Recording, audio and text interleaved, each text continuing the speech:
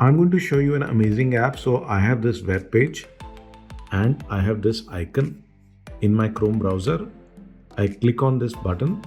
Now the entire web page is getting captured in a single file. Okay, it can be PDF, it can be JPEG, and it is done now. I can download it as PDF. I can also download as image. So these are downloaded here. So you can see, let me show you the PDF file.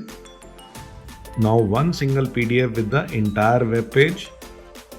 As you can see here, to get this in your Google Chrome, just go to this link. This is the full page screen capture add-on. Go to this link, bit.ly/FP capture. And when you do this, you will come to the website, and here you will open this add-on and install the add-on. From here you will get the button to add to Chrome.